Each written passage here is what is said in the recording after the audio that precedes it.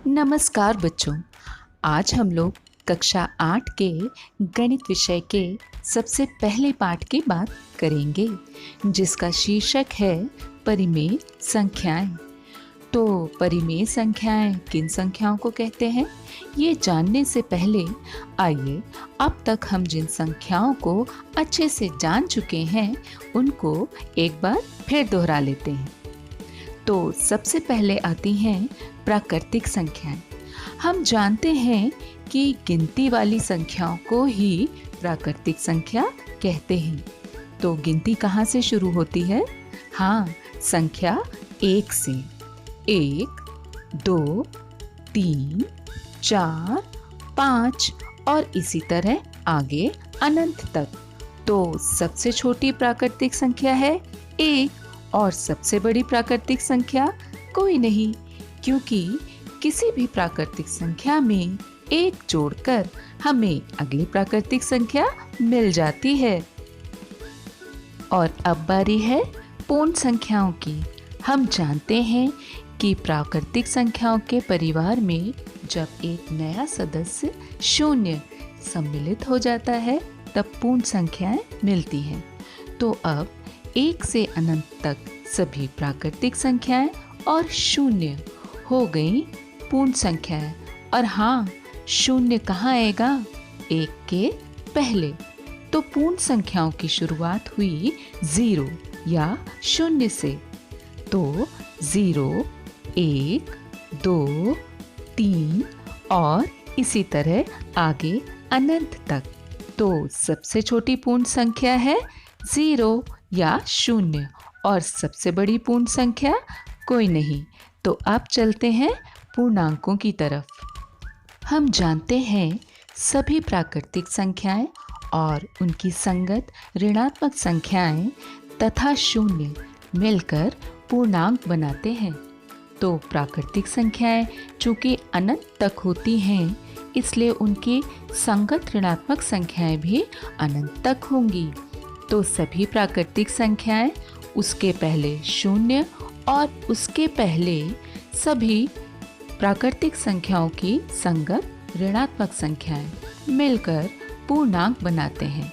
जैसे यहाँ कुछ पूर्णांक दिए गए हैं: -3, -2, -1, 0, 1, 2, 3 और आगे अनंत तक।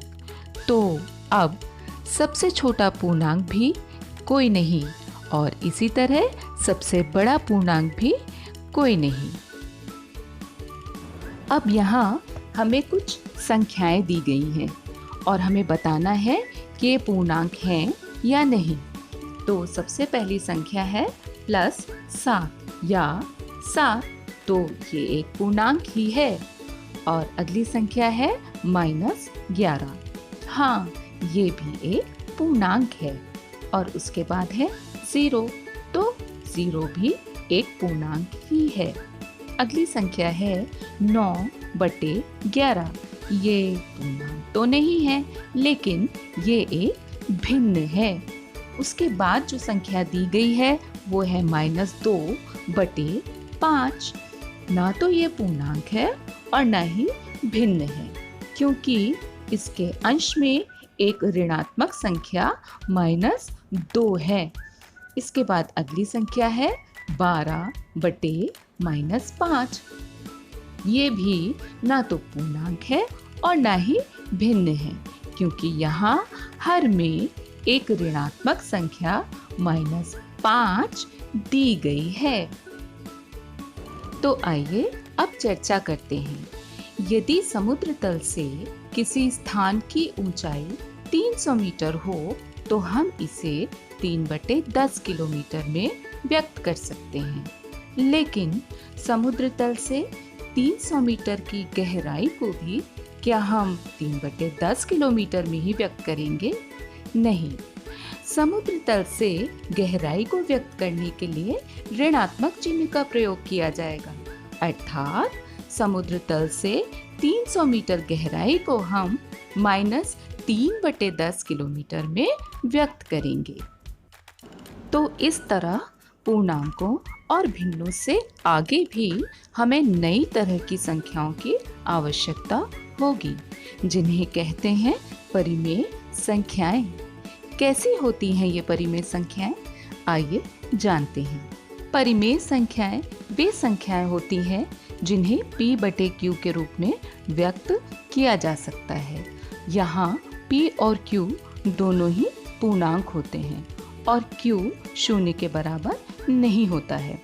इस प्रकार -3/10 किलोमीटर समुद्र की गहराई में जो संख्या -3/10 थी वो एक परिमेय संख्या है, क्योंकि यहाँ संख्या का अंश p-3 है और उसका हर q 10 है।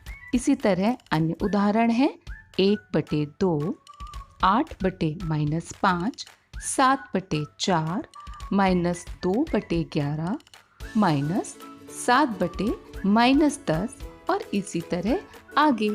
शून्य भी एक परिमेय संख्या होगी, क्योंकि यहाँ पर शून्य को हम 0/1 या 0/-1 या शून्य के नीचे शून्य के अलावा कोई भी पूर्णांक लिख के हम उसे व्यक्त कर सकते हैं।